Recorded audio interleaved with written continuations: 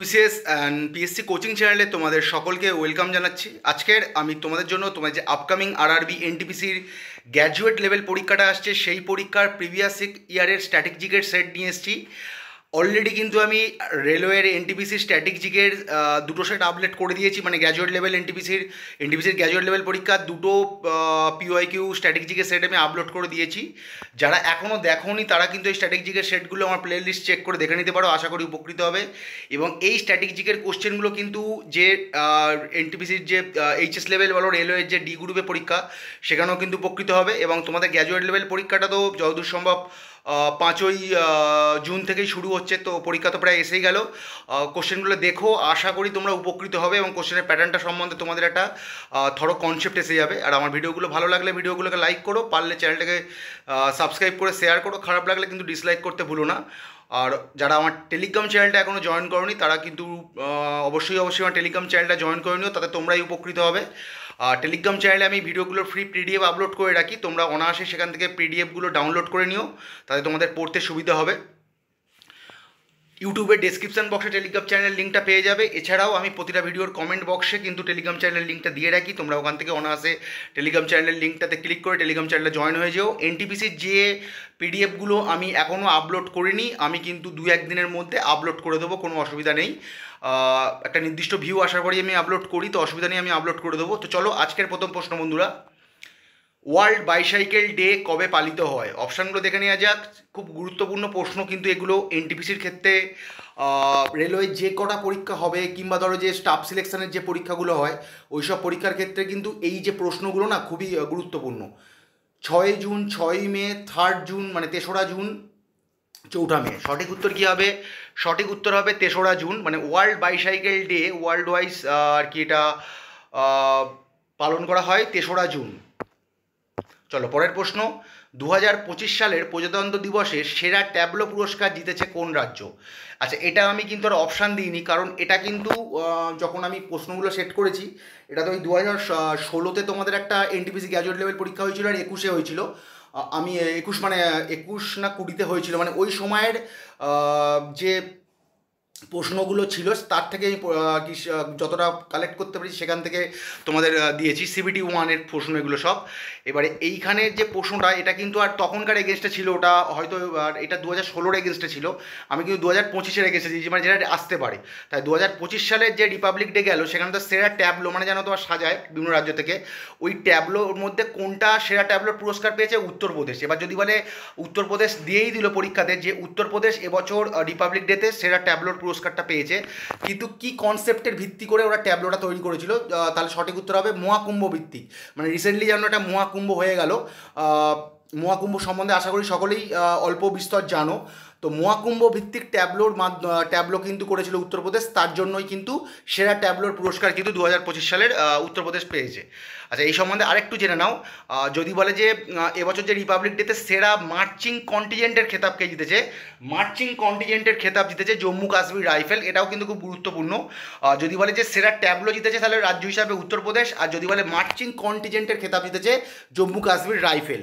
আর এখানে আরেকটা প্রশ্ন খুব গুরুত্বপূর্ণ, এই প্রজাতন্ত্র দিবসের অতিথি ছিল ইন্দোনেশিয়ার রাষ্ট্রপতি, কে ছিল? প্রবোও সুবিয়ান্ত। ঠিক আছে, এই যে রিপাবলিক ডে গেল এর যে রিসেন্ট যে রিপাবলিক ডেতে গেছে মানে 2025 সালে 26শে জানুয়ারি যেটা হয়েছে, তার যে চিফ গেস্ট জানো তোমরা? এই যে চিফ গেস্ট, এই প্রশ্নটা কিন্তু আমাদের ডাব্লিউবিসিএস, পিএসসি মিসলেনিয়াস, ক্লার্কশিপ যে কোনো পরীক্ষার জন্য স্টেট লেভেল, সেন্ট্রাল লেভেল, এটা কিন্তু প্রচণ্ড গুরুত্বপূর্ণ একটা প্রশ্ন।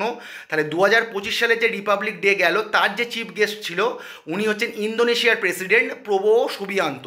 নামটা তোমরা তোমাদের মতো করে মনে রেখো, আশা করি আমি প্রোনাউন্সিয়েশনটা ঠিকই বললাম, তবু তোমরা চেক করে দেখে নিতে পারো। ইন্দোনেশিয়ার রাষ্ট্রপতি প্রবোও সুবিয়ান্ত। চলো পরের প্রশ্ন, ভারতের প্রথম দেশীয় প্রযুক্তিতে তৈরি পারমাণবিক শক্তিধর ব্যালিস্টিক ক্ষেপণাস্ত্র সাবমেরিন কোনটি? খুব গুরুত্বপূর্ণ প্রশ্ন, মানে এটা কিন্তু টোটালি আমাদের ইন্ডিয়ান মেড একটা আর কি ব্যালিস্টিক ক্ষেপণাস্ত্র। কোনটা হবে? আইএনএস অ্যারিয়ান্ট, আইএনএস চক্র, আইএনএস বাগির, আইএনএস কাবেরী। সঠিক উত্তর হবে আইএনএস আরিয়ান, ঠিক আছে। 4 নম্বর অপশানটা আইএনএস কালবেরি হবে ওটা, আইএনএস আরিয়ান, ঠিক আছে। আইএনএস আরিয়ান কিন্তু এটা প্রথম দেশীয় প্রযুক্তিতে তৈরি পারমাণবিক শক্তিধর ব্যালিস্টিক ক্ষেপণাস্ত্র সাবমেরিন, ঠিক আছে। খুব গুরুত্বপূর্ণ প্রশ্ন, যদি বলে যে প্রথম দেশীয় প্রযুক্তিতে তৈরি পারমাণবিক শক্তিধর ব্যালিস্টিক ক্ষেপণাস্ত্র সাবমেরিন কোনটি, আইএনএস আরিয়ান। কে প্রথম ভগবদ গীতার ইংরেজি অনুবাদ করেন, খুব গুরুত্বপূর্ণ একটা প্রশ্ন, Charles Wilkins, William Jones, max মুলার, কোলব্রুক। সঠিক উত্তর হবে চার্লস উইলকিন্স। চার্লস উইলকিন্স কিন্তু প্রথম আমাদের যে ভগবদ গীতা, তোমরা জানো আশা করি, ভগবদ গীতার যে প্রথম ইংরেজি ট্রান্সলেশন করেছিলেন কিন্তু চার্লস উইলকিন্স। ভারতের জাতীয় গ্রন্থাগার বা ন্যাশনাল লাইব্রেরি অফ ইন্ডিয়া কোথায় অবস্থিত, ন্যাশনাল লাইব্রেরি অফ ইন্ডিয়া কোথায় অবস্থিত বা ভারতের জাতীয় গ্রন্থাগার কোথায় অবস্থিত, কলকাতা, চেন্নাই, নিউ দিল্লি, মুম্বাই। সঠিক উত্তর হবে কলকাতা, আলিপুর। তোমরা অনেকের আশা করি অনেকেই গেছো, ভিজিট করেছো, যারা আর কি বেশিরভাগ ছাত্রছাত্রী আশা করি ভিজিট করেছো আমাদের যে ন্যাশনাল লাইব্রেরি, এটা আলিপুরে অবস্থিত। এটা কত সালে প্রতিষ্ঠা হয়েছিল, 1836 সালে।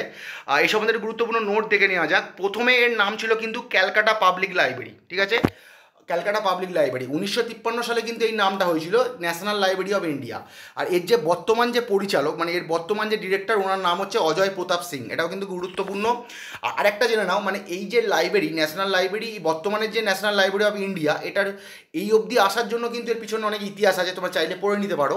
1891 সালে কিন্তু 1891 সালে গঠিত হয়েছিল আবার ইম্পেরিয়াল লাইব্রেরি। প্রথম তো 1836 সালে ক্যালকাটা পাবলিক লাইব্রেরি প্রতিষ্ঠা হচ্ছে, আর তারপর 1891 সালে হয়েছিল ইম্পেরিয়াল লাইব্রেরি। আর 1903 সালে ইম্পেরিয়াল লাইব্রেরি ও ক্যালকাটা পাবলিক লাইব্রেরি এ দুটো কিন্তু সংযুক্ত হয়ে একটা হয়ে যায়, ইম্পেরিয়াল লাইব্রেরিতে পরিণত হয়। মানে এগুলো কিন্তু পরীক্ষায় আসতে পারে, যে এটা কিন্তু ইন্ডিভিজুয়ালি পরীক্ষায় আসতে পারে যে ইম্পেরিয়াল লাইব্রেরি কত সালে প্রতিষ্ঠা হয়েছিল।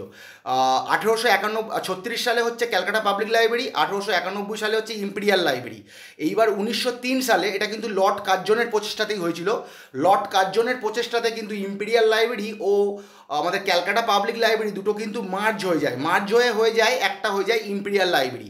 আর এই ইম্পেরিয়াল লাইব্রেরিটা আফটার ইন্ডিপেন্ডেন্স, মানে আমরা যখন স্বাধীনতা অর্জন করলাম, সেই স্বাধীনতা অর্জনের পরে ইম্পেরিয়াল লাইব্রেরিটা কিন্তু 1953 সালে ন্যাশনাল লাইব্রেরি অফ ইন্ডিয়াতে পরিণত হয়, যার বর্তমান পরিচালক বা প্রধান বলতে পারো অজয় প্রতাপ সিং। খুব গুরুত্বপূর্ণ একটা প্রশ্ন। ভারতের প্রথম কস্টিউম মিউজিয়াম কোথায় অবস্থিত, গোয়া, উত্তরপ্রদেশ, মহারাষ্ট্র, পশ্চিমবঙ্গ। সঠিক উত্তর হবে গোয়া। ভারতের প্রথম যে কস্টিউম মিউজিয়াম এটা কিন্তু গোয়াতে অবস্থিত।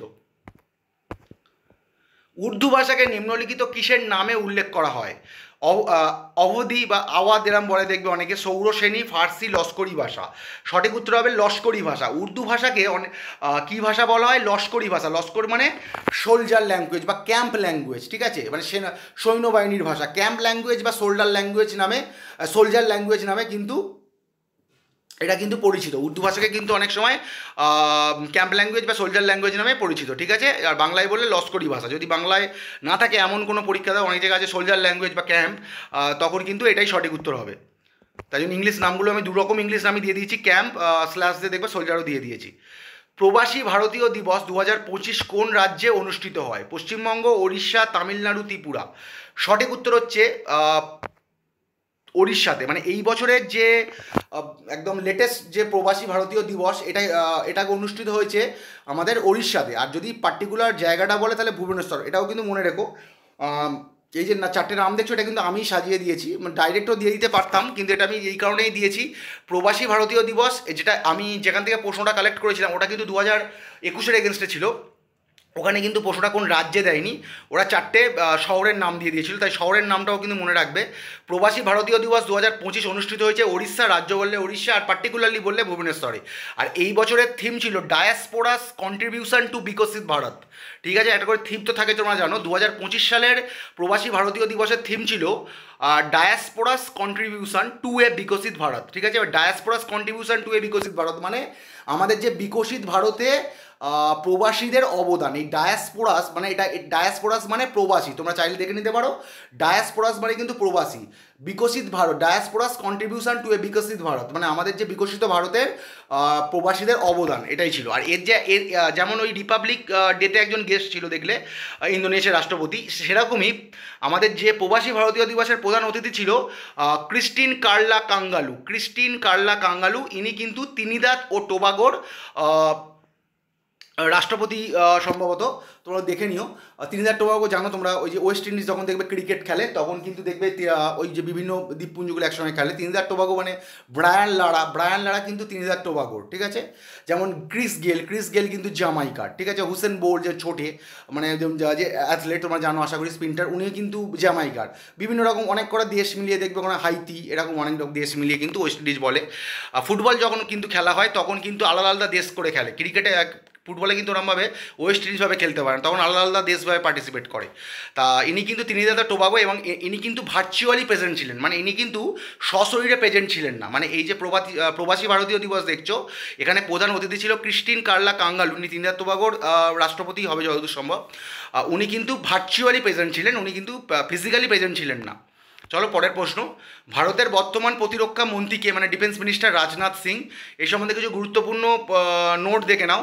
ভারতের প্রথম প্রতিরক্ষা মন্ত্রীকে, এটা কিন্তু আসতে পারে পরীক্ষায়, বলদেব সিং। ভারতের ফার্স্ট যে ডিফেন্স মিনিস্টার, ওনার নাম হচ্ছে বলদেব সিং। প্রথম যদি বলে যে female defence minister Indira Gandhi.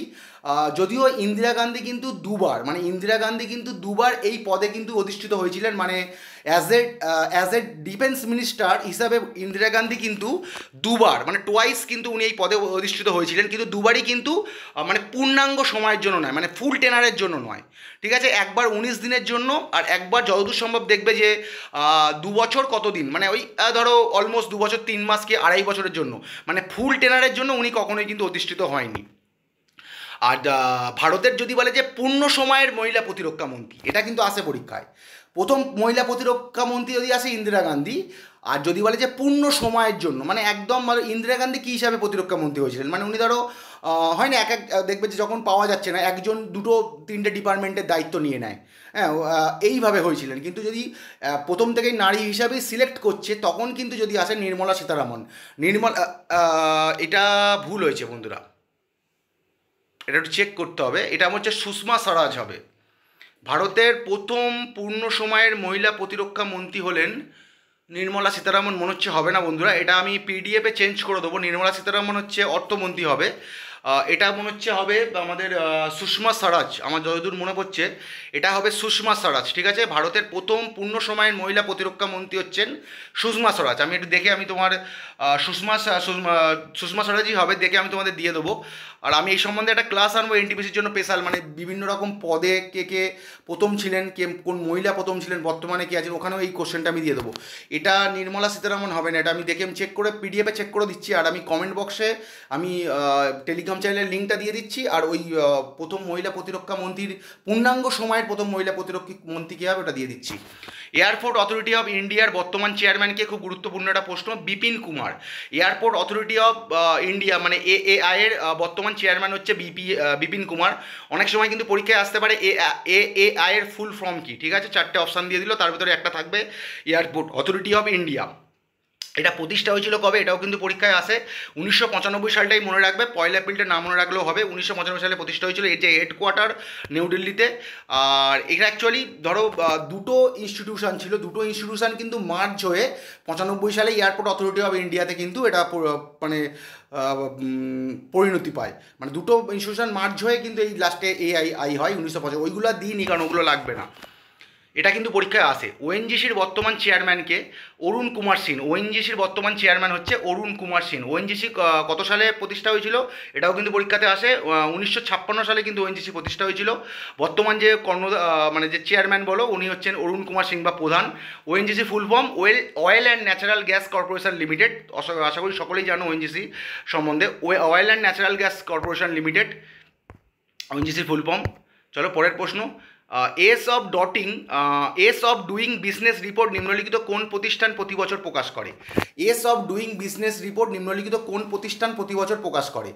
Harvard business school, World bank group, World Economic Forum বা আন্তর্জাতিক মুদ্রা তহবিল, মানে ইন্টারন্যাশনাল মনিটারি ফান্ড। ঠিক আছে, সঠিক উত্তর হবে ওয়ার্ল্ড ব্যাংক গ্রুপ। ঠিক আছে, এই ওয়ার্ল্ড ব্যাংক গ্রুপ কিন্তু ease of doing business report প্রত্যেক বছর প্রকাশ করে এবং এটা 2014 সালে যতদূর সম্ভব ফার্স্ট প্রকাশিত হয়েছিল ease of doing business report. সেই অনুযায়ী ভারতবর্ষের র্যাঙ্ক ছিল 2014 সালে 63, মানে 142, মানে 142, এবং লাস্ট যে র্যাঙ্কটা প্রকাশিত হয়েছিল ওটা আমি দিইনি। আর 2020 সালে যতদূর সম্ভব এই last ease of doing business report প্রকাশিত হয়েছিল, এটাকে 21 সালেরই কোশ্চেন। তো সেই অনুযায়ী কিন্তু ভারতের র্যাঙ্ক ছিল 63, মানে 2014 সালে র্যাঙ্ক ছিল 142 আর 2020 সালে র্যাঙ্ক ছিল কিন্তু 63, কিন্তু 63। কিন্তু ease of doing business report এইটা আসতেই পারে যে কে প্রকাশ করে, মানে কোন ইনস্টিটিউশন প্রকাশ করে। খুব ভালো করে মনে রেখো ওয়ার্ল্ড ব্যাংক গ্রুপ। র্যাঙ্কটা আর এলো না, কারণ হয়তো ওটা যেহেতু ডিউ আছে ওগুলো আর আসবে না, কিন্তু কোন প্রতিষ্ঠান প্রকাশ করে এটা কিন্তু আসতেই পারে, তখন হবে world bank group. National stock exchange of India কোথায় অবস্থিত? National stock exchange of India কোথায় অবস্থিত, মানে এনএসসি। তোমরা জানো স্টক মার্কেট বা শেয়ার মার্কেটের সঙ্গে, মানে আমাদের আরেকটা আছে বোম্বে স্টক এক্সচেঞ্জ, মানে বিএসসি। এছাড়াও রাজ্যভিত্তিকও হয়, চেন্নাই, মুম্বাই, নিউ দিল্লি, পুনে। সঠিক উত্তর হচ্ছে ন্যাশনাল স্টক এক্সচেঞ্জ কিন্তু আমাদের মুম্বাইতে অবস্থিত। ঠিক আছে, এই সম্বন্ধে কিছু গুরুত্বপূর্ণ নোট দেখে নেওয়া যাক। ন্যাশনাল স্টক এক্সচেঞ্জ প্রতিষ্ঠা হয়েছিল, এইটা কিন্তু বহু পরীক্ষায় রিপিট হয়, তোমরা খুব জলের মতো মুখস্থ করে নিও। 1992 সালে, ওএনজিসিরাও মুখস্থ রেখো 1956 সালে। ন্যাশনাল স্টক এক্সচেঞ্জ কিন্তু প্রতিষ্ঠা হয়েছিল 1992 সালে। এর বর্তমান যে চিফ এক্সিকিউটিভ ডিরেক্টর ও এমডি, ওনার নাম হচ্ছে আশিস কুমার চৌহান। ঠিক আছে, আশিস কুমার চৌহান। আর প্রথম যে চিফ এক্সিকিউটিভ ডিরেক্টর ছিল আর.এইচ. পাটিল। প্রথম যে চিফ এক্সিকিউটিভ ডিরেক্টর ছিল ওনার নাম ছিল আর.এইচ. পাটিল।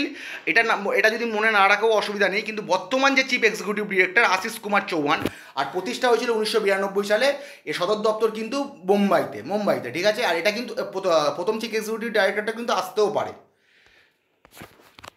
নিম্নলিখিত কোন সাঁতারু অলিম্পিকে সব থেকে বেশি সোনা জিতেছে, মানে কোন সুইমার অলিম্পিক, মানে সামার অলিম্পিকে সব থেকে বেশি সোনা জিতেছে? সামার অলিম্পিকে জানো এই ইভেন্টটা থাকে। Mark Spitz, Kathleen Ledecky, Michael Phelps, Ryan Lochte. ঠিক আছে, সঠিক উত্তর হবে মাইকেল ফেলপস। ইনি মার্কিন যুক্তরাষ্ট্রের বাসিন্দা, ওটা দিতে ভুলে গেছি, সকলেই জানো।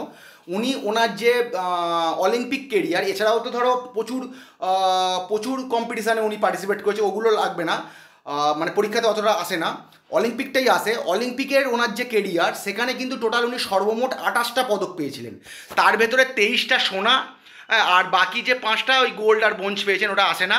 টোটাল সোনা পেয়েছে, এটাও আসতে পারে যে সর্ববিখ্যাত সাঁতারু মাইকেল ফেলপস ওনার অলিম্পিক কেরিয়ারে কটা সোনা জিতেছেন? 23টা গোল্ড জিতেছেন, টোটাল পদক জিতেছেন 28টা। আর এইটাও একটা গুরুত্বপূর্ণ প্রশ্ন, এটা দুভাবে গুরুত্বপূর্ণ।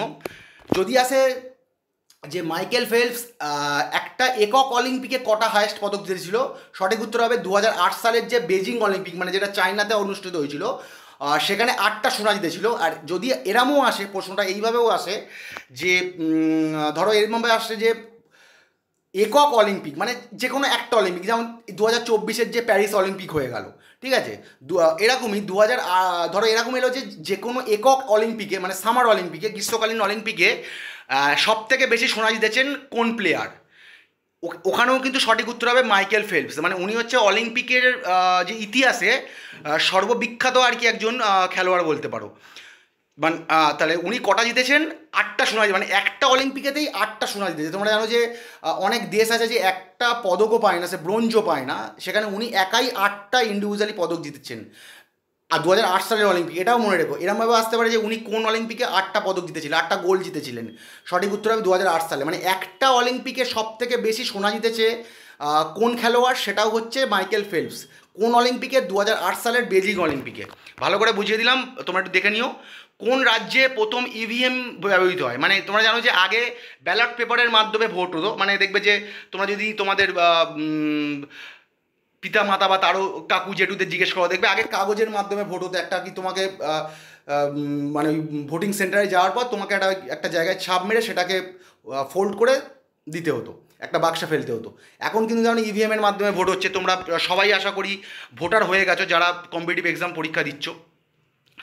ইভিএম মানে ইভিএমের ফুল ফর্মটাও এই সূত্র জেনে নেবে, ইলেকট্রনিক ভোটিং মেশিন কোথায় প্রথম ব্যবহৃত হয়েছিল? তামিলনাড়ু, কেরালা, পশ্চিমবঙ্গ, কর্ণাটক। সঠিক উত্তর হচ্ছে কেরালায়।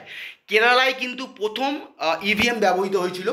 আর এটাও কিন্তু আসে কত সালে, এইভাবেও আসতে পারে যে কোন রাজ্যে, এখানে যেরকম দেখছো কোন রাজ্যে প্রথম ইভিএম ব্যবহৃত হয়েছিল, এরমও পরীক্ষায় এসছে যে অন্য শিফটে যে কোন বছর প্রথম ইভিএম ব্যবহৃত হয় ভারতবর্ষে, 1982 সালে। আর কোন রাজ্যে? কেরালাতে। আর যদি পার্টিকুলারলি বলা হয় যে কোন বিধানসভা কেন্দ্রে, নর্থ পারাবুর বিধানসভা কেন্দ্র বা উত্তর পারাবুর বিধানসভা কেন্দ্র কেরালাতেই অবস্থিত, উত্তর পারাবুর বিধানসভা কেন্দ্রতে 1982 সালে প্রথম কিন্তু ইলেকট্রনিক ভোটিং মেশিন ব্যবহৃত হয়েছিল। চলো পরের প্রশ্ন, আমফান বা উমপুন, তোমরা জানো আমফান নিয়ে বলার নেই কিছু। আমফান যে সাইক্লোন, মানে আমার দেখা কেন, আমাদের ধরো যে প্রজন্ম কি আমাদের থেকেও যারা বয়োজ্যেষ্ঠ তাদেরও মুখেও শোনা যে এটাই সব থেকে তাদের দেখা আর কি সব থেকে ভয়ঙ্কর যে সাইক্লোন, তাহলে সেটা হচ্ছে আমফান ছিল। নামকরণ করেছিল কোন দেশ? Thailand, Indonesia, Bharat, Bangladesh. সঠিক উত্তর হবে থাইল্যান্ড। আমফান বা উমপুনের নামকরণ করেছিল থাইল্যান্ড। ঠিক আছে, খুব গুরুত্বপূর্ণ একটা প্রশ্ন।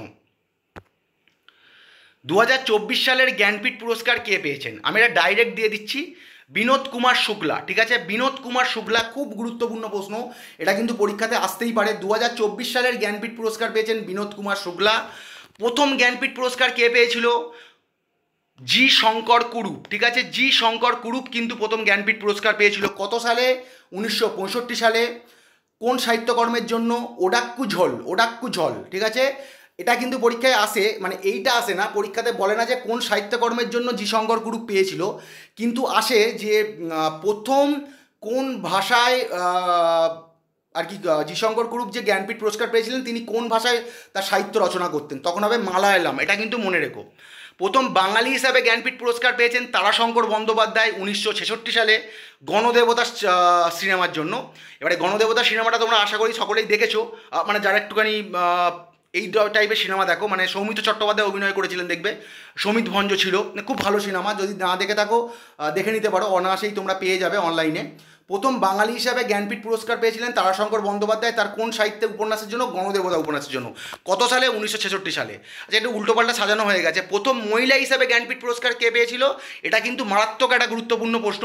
প্রথম মহিলা হিসাবে জ্ঞানপীঠ পুরস্কার পেয়েছিল আশাপূর্ণা দেবী। কোন উপন্যাসের জন্য? প্রথম প্রতিশ্রুতির জন্য।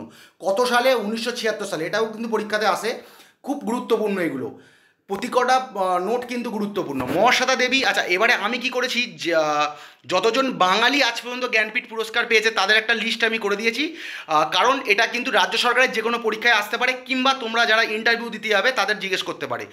এটা কিন্তু এগুলো জানা উচিত, মানে বাঙালি হিসাবে বাঙালি যত আমাদের সাহিত্যিক আছে তারা যে অ্যাওয়ার্ডগুলো পায়, মানে বিশেষ করে এই হায়েস্ট আমাদের দেশের যে অ্যাওয়ার্ড সাহিত্যের, সেইটার সম্বন্ধে আমাদের সকলকেই এটা অবহিত হওয়া উচিত। না হলে তুমি ইন্টারভিউতে না পারলে এটা কিন্তু তোমার একটা মাইনাস পয়েন্ট। ঠিক আছে, তাহলে মহাশ্বেতা দেবী জ্ঞানপীঠ পুরস্কার পেয়েছিল 1996 সালে কোন উপন্যাসের জন্য? 1084 মার জন্য।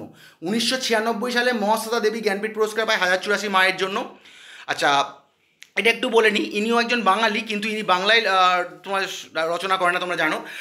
ইনি কিন্তু সাহিত্য ইংরেজিতেই রচনা করেন, মানে ইনি যে সাহিত্য সৃষ্টি করেন ইংরেজি ভাষাতে করেন। অমিতাভ ঘোষ কিন্তু প্রথম ইংরেজি সাহিত্যকর্মের জন্য, এইটা একটা পরীক্ষায় কোশ্চেন এসেছিল দেখছিলাম, ওই জন্য আমি দিয়ে দিয়েছি যে প্রথম ইংরেজি সাহিত্যকর্মের জন্য, কোনো পার্টিকুলার উপন্যাসের জন্য নয়। ঠিক আছে, কোনো সময় এরম পরীক্ষাতেও আসে যে কোনো একটা পার্টিকুলার উপন্যাসের জন্য বলে দেবে যে এই লেখক এই জ্ঞানপীঠ পেয়েছেন কোন উপন্যাসের জন্য, এটা যেরকম আসতে পারে। আবার অনেক সময় এরমও দিয়ে দেয় যে কোন সাহিত্যকর্মের জন্য, ধরো প্রথম ইংরেজি কে প্রথম ইংরেজি সাহিত্যকর্মের জন্য জ্ঞানপীঠ পেয়েছে, তখন হবে অমিতাভ ঘোষ 2018 সালে। এটা কিন্তু ভালো করে মনে রেখো, অমিতাভ ঘোষ প্রথম লেখক যিনি ইংরেজি সাহিত্যকর্মের জন্য জ্ঞানপীঠ পেলেন 2018 সালে। আচ্ছা, আরেকটু দেখে নাও বিষ্ণু দে, ইনিও একজন খুব বিখ্যাত লেখক।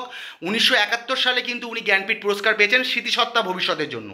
স্মৃতিসত্তা ভবিষ্যতের জন্য কিন্তু উনি জ্ঞানপীঠ পেয়েছিলেন। আর সুভাষ মুখোপাধ্যায় জ্ঞানপীঠ পেয়েছিলেন, তার একটা প্রখ্যাত কাব্যগ্রন্থ ছিল পদাতিক, 1991 সালে। সুভাষ মুখোপাধ্যায় কিন্তু জ্ঞানপীঠ পায় 1991 সালে। এছাড়াও জ্ঞানপীঠের সঙ্গে আরও প্রশ্ন আছে, দেখবে অনেক সময় দেখছিলাম এনটিপিসিতে যে জ্ঞানপীঠ অ্যাওয়ার্ডের সঙ্গে কোন দেবতার মূর্তি দেওয়া হয়, তোমরা জানো সরস্বতী দেবীর মূর্তি দেওয়া হয়। এছাড়াও কত টাকা, এই টাকা দেওয়া হয় কত, মানে অ্যাওয়ার্ড মানিটা কত হয়, তোমরা দেখে নেবে। আমি কিন্তু শর্টসও ছেড়ে রেখেছি জ্ঞানপীঠ সম্বন্ধে, এছাড়াও প্রচুর যে স্ট্র্যাটেজিকের ক্লাস করিয়েছিলাম সেখানেও কিন্তু আছে, তোমরা চাইলে দেখে নিতে পারো। শঙ্খ ঘোষ জ্ঞানপীঠ পুরস্কার পেয়েছে, মানে শেষ বাঙালি হিসাবে মানে বাঙালি সাহিত্যকর্মের জন্য শেষ বাঙালি হিসাবে জ্ঞানপীঠ পেয়েছেন কিন্তু শঙ্খ ঘোষ। আশা করি অনেকেই জানো, শঙ্খ ঘোষের কবিতাও আশা করি অনেকেই পড়েছো। বট পাকুড়ের ফ্যানার জন্য উনি কিন্তু 2016 সালে জ্ঞানপীঠ পুরস্কার পেয়েছেন। তাহলে এই সবকটা নামই মনে রেখো, বিনোদ কুমার শুক্লা থেকে আর অমিতাভ ঘোষ অব্দি। একটু উল্টোপাল্টাভাবে সাজিয়ে এসছে। আর ওই যে প্রথম পূর্ণাঙ্গ সময়ের মহিলা প্রতিরক্ষা মন্ত্রী, ওইটা কিন্তু আমি কমেন্টে এক্ষুনি দিয়ে দিচ্ছি, আর পিডিএফটা কালেক্ট করে দেবো। আর এনটিপিসির সব পিডিএফই আমি এই সপ্তাহের ভেতরে আপলোড করে দেবো। তো চলো বন্ধুরা, আজকের এই পর্যন্ত। খুব তাড়াতাড়ি আমি এনটিপিসির অন্য সেট নিয়ে হাজির হচ্ছি। ততক্ষণ good day and good bye.